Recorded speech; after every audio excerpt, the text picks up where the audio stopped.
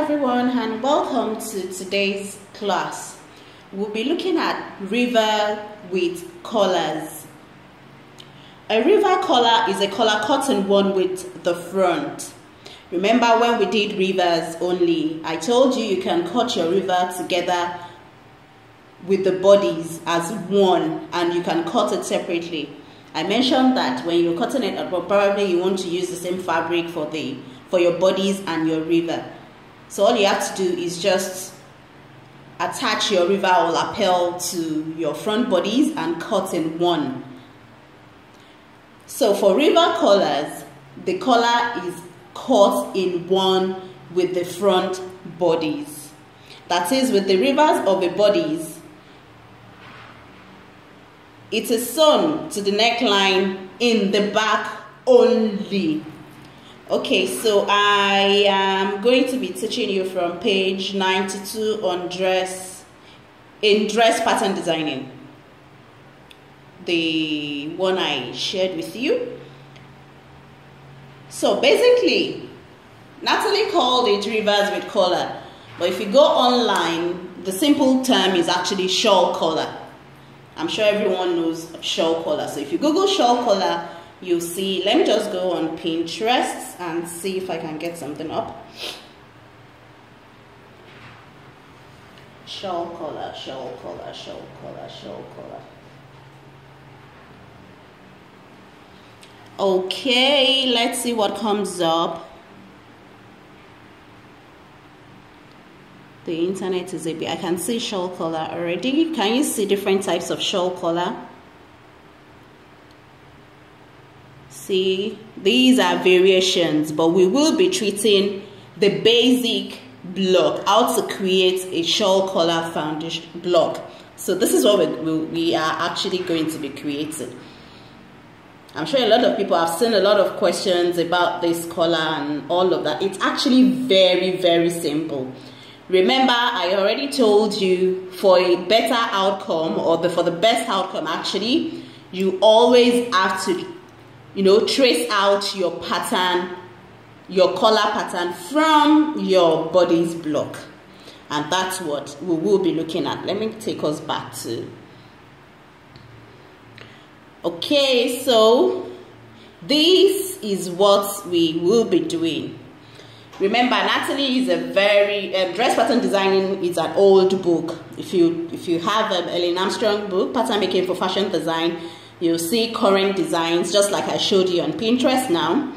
So these are the three foundations. These are the three foundations you can have for your shawl collar.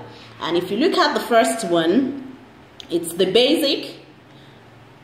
Also, before we go on, we have to, use the center shoulder. Remember what we did in the Rever collar. So I've done that already. I've centralized the shoulder. I've cut from front. I've added to the back. I've redrawn the dart. The dart is now smaller according to the excess we have. Remember when I did this? You have to put your shoulders back together. So that's the excess which will be taken as darted. So once this dart is taken, this excess goes away. Okay, so yeah. And also one more thing that I've done here is I have added a wrap. In Natalie's book, a wrap is button stand actually. I think it's an old way of calling a button stand or buttonhole stand what they have. So it's a wrap. If you read in the book and you see wrap. So I've used 2.5 centimeters for my button and buttonhole stand. So this is actually the center front, and this is 2.5, which says, I'm just bringing this closer to the camera. So 2.5 extension for the wrap, all the way down. And from the block, you already know what this is. This is my slanted CF. This is the dart. This is the shaped seam. I have cut from the shaped seam, not the inner shaped seam. I usually, when I'm creating blocks, I work with my basic blocks. I only cut away that and all of that when I am ready to design. Because if you cut out your dart and you realize you want a loose blouse, then you start adding again. So don't always trace out your basic block like so. This is a basic block to the waist, basic block to the waist. All the darts are still seen, can be seen rather on the basic block. You can only cut them out when you're ready to design, and according to your design. Actually, also I have closed this, remember, closed this and transferred here. Anyway, let's get into action. Okay, the first thing we're going to do, just like we did in Revers, is to create our crease line. That is the line we drew from NP to V, remember? But our V in the Revers was the bust line. But in this case, because this is an old design, she has used bust line as the V in this case. You can your V can still remain your true bust line, your under bust level, or even your waist. It depends on the design. It depends on amount of flesh you want to show. But when you're using bust line, you can only show this little chest area on you. This shaded part is what you will be revealing on you. But you shouldn't go above this point, otherwise the collar won't hang very well. So the minimum you should do is on the bust level, I beg your pardon. And when you read all this text, you see what I'm saying, and you have a better understanding of it. Okay, so we're going to get our crease line, this extension line, this line, all the way from, it's going to extend, it's going to go above neck point down to, can you see, in the Revers, it ended on CF, but because we've added a wrap, it must end on the wrap, not on CF. Then we'll go on with the manipulation. This first one is so easy, so I'm not going to do it. I'm going to do either this or this. So this is going to be your coursework. Everyone must submit this. You have to create this by yourself, watching how I'm going to do mine. You read the text. The instruction is well written here. The English is fantastic. And yeah, example 1. So I will be doing example 2 or 3, whichever one of them. And you all have to do one, and the other one I'm not doing. So I'm just going to do one with everybody, and you all must submit the all 2. You can, be creative with it. Remember the picture I showed you from Pinterest? You can, instead of making your V stop at the bust line, you can hang yours at the waist on the bust, like I said. These are old fashioned, and most times when you're reading this book, Natalie will tell you according to fashion, because fashion changes, according to the season, the style, and all of that. So let's get started. First thing I'm going to be doing is I'm just going to add paper to this to draw our V. Remember, our V is going to be on here. So I'm just going to extend. I'm just going to extend this, the bust line.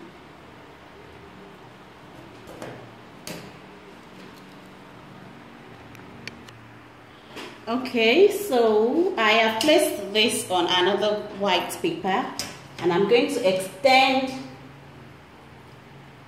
I'm going to draw the crease line going well above NP.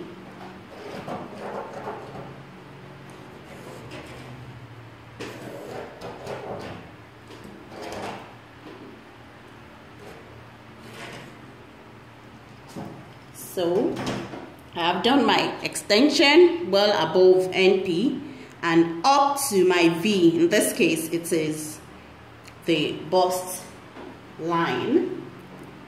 And the next thing to do is to take the back. This is the back pattern. I've done that on the front block. And here is the back block. And you reverse it. you flip it to the wrong side and match end piece touching. But remember, okay, I'm just going to read through this with you. I said I am doing example 2, right? Let me make this bolder.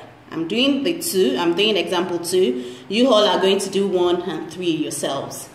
So let's read example 2. Okay, example 2 shows the most frequent used position with CB overlapping the extension by 3 to 4 centimeters up to 6 centimeters. So you see the overlap. Here in the first example, the back is not overlapping the crease line. In the second example, it says it overlaps the crease line 3 to 4 centimeters or even 6 centimeters in bracket. Up to 6 centimeters in bracket. Then we draw our design up to V. So I'm just going to do, let's use about 5 centimeters overlap. So this is what we'll do. We'll measure 5 centimeters from here and make it cross the crease line. Okay, I'm just going to bring this and measure 5 centimeters. She said 3 to 4 and in bracket up to 6. So for this class, let's do 5 centimeters, or we can even do the 6 centimeters. So that's the 6 centimeters. And like I said, you match, still not the right side, the wrong side now. The one that doesn't have the markings. Then you match this, end piece touching while this overlaps. And I'll tell you what this does, the overlapping. When something overlaps, remember when we did the flat collar, when we overlapped the shoulders for the Eton collar, it rolls a little bit on the neckline, and that's what overlap does. It will make your garment, your collar, beg your pardon, roll, because this is a roll collar. It will make your collar roll on the neckline. You've seen the pictures of the shawl collar I shared with you. You can see the roll on the neckline, and when it rolls and it makes sure the seam under your collar doesn't reveal. So the overlapping will make it roll, and that's what we're going to do. So we'll take that down. You can use a scotch tape or a masking tape. I'm using a scotch tape so that you can see, even if because I can write on it and it's transparent, you can see anything going on it. So another thing you need to know about this shawl collar is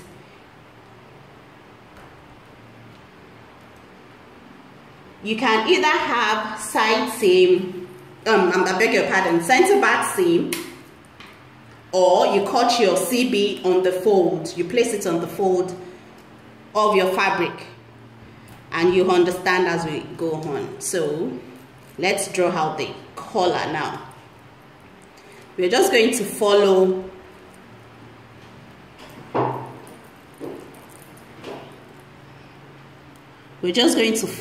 what is done on here. See? So now you draw your collar, depends on the width you want. Look at the width they used on here. Remember I told you, she didn't tell us, but remember I told you, you have to be able to look at diagrams and interpret them accurately.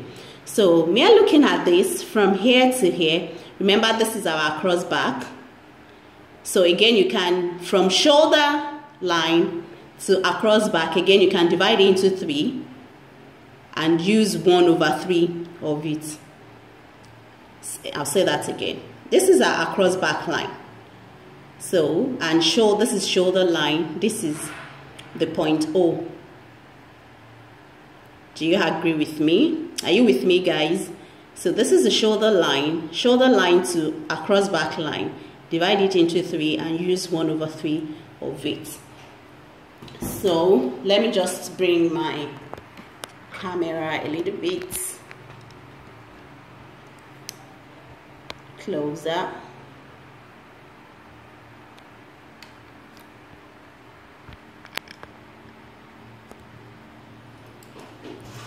Okay, see from the reverse, let me, it's 2 bolts. Okay, perfect. This is the shoulder line from the front.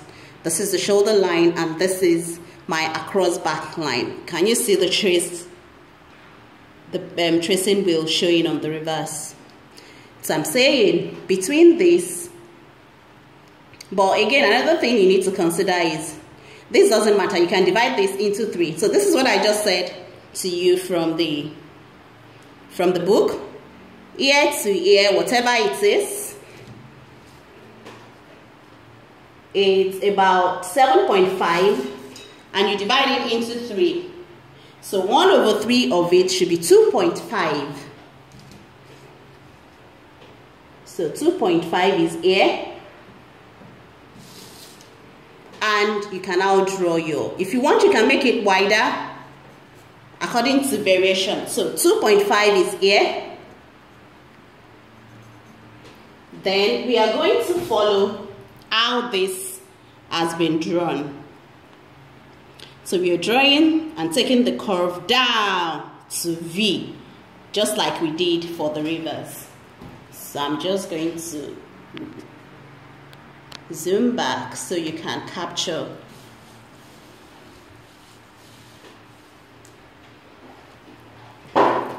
Okay, so you draw.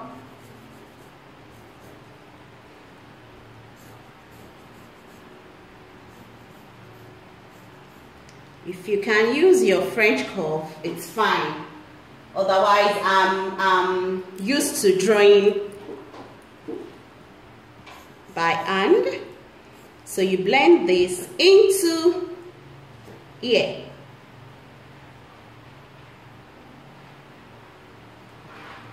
And that's it. Make sure you blend it very well.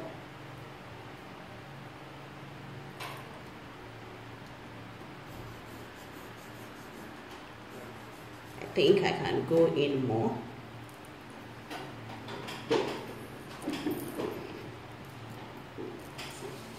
I'm just going to turn this a little bit.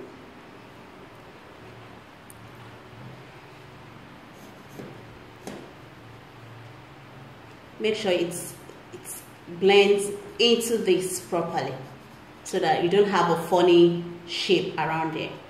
Make sure it blends well. And that's it. So the next thing to do is to trace this collar out. Like I said, if you want it wider, you can make it wider. It depends on what you want, actually. You can make it wider. So I think I prefer this. I'm going to go with this. So that's what I'm going to trace out now. So using your tracing wheel, so you trace from V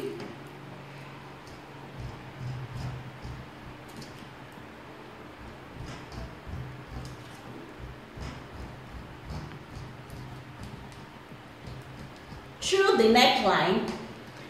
Ignore this line. Can you see the straight line on the white paper? You can ignore it. Just blend it inward.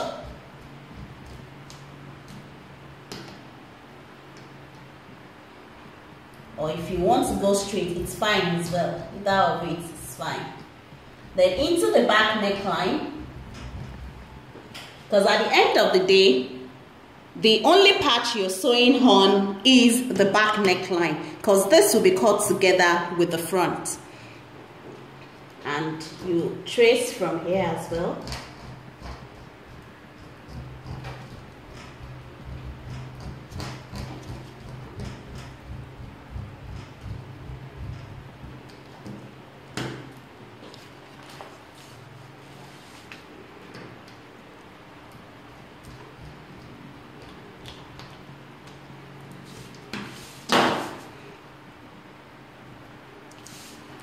And that's it.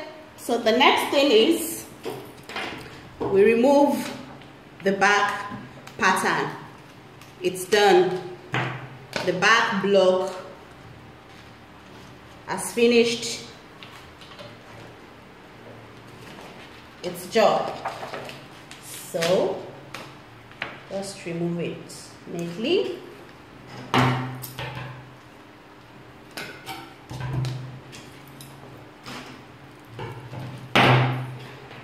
Then we cut this out.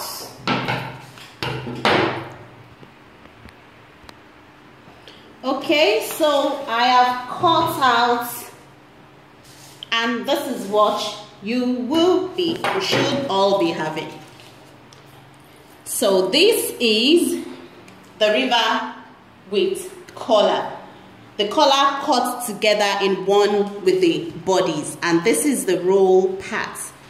This part is what flips to the back. I'm just going to crease that out so we see. Okay, 1 minute, let me just do that properly.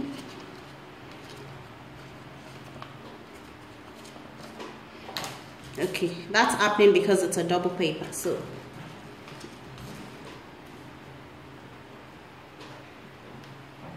are you seeing it? So we are just going to attach. Okay, let me open this back so you understand. This, remember, this was like so. So that's how you're going to sew it back to the back pattern piece. So you add your seam allowance like so. You had your seam allowance like so. Like that. You had your seam allowance on the back neckline as well. And this will be sewn together like this. So once it flips, let's see if I'll be able to tape this on here.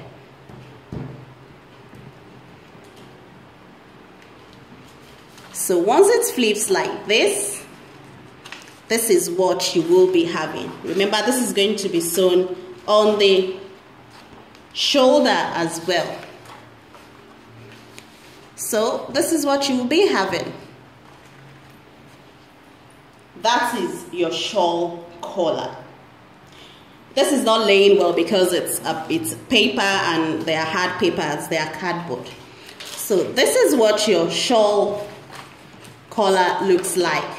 Number 2 example, the very rolled one. Also, as you can see on here, you can change your style line from the basic, the regular one. You can be creative with it. Do like a wing collar. Just be creative with it, just like we did in the Rever's collar. So basically that's it. I expect you to do the first one, which is the simplest, and the third one. Read the instructions and make sure you follow them to details. So that's it. That's it. Okay, before we go, remember, if you're cutting this together with the bodies, you can either place this on the fold of the fabric if you have enough fabric. Otherwise, just like the Revers, if you don't have enough fabric, you can detach this from here, from the crease line. The scissors, this means scissors. Detach it from here. Add your seam allowance. Probably you want to use Ankara for this part and plain fabric for this part. And this is your center back. Can be cut on fold.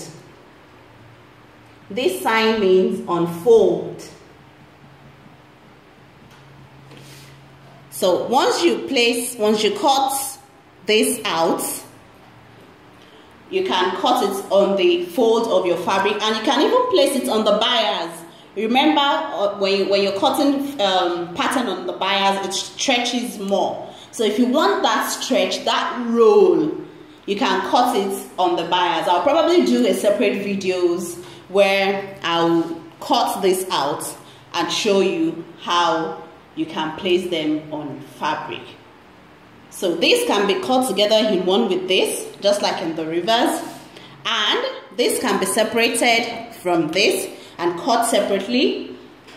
This can be placed, let's say you don't have enough fabric, you cut two of this. If you're cutting this together with the front bodies, you have to cut two, and there will be a seam, a CB seam. When you read your text, you will see it. Also, make sure you always draw your grain line. You all should go online and read about grain lines. It is very important to place your pattern on the correct grain. So because you're cutting this together with this, you won't be able to place it on a bias grain. But if you're separating them, that is, you're cut on here and you're going to cut this separately, you can place this collar on the true bias and even cut it on the fold. Like I said, I will show a short video on what I just explained. Okay, thank you so much for staying with me, and I will be expecting your submissions. Thank you for trusting ABSL. I wish you all the best. From me, it's bye now.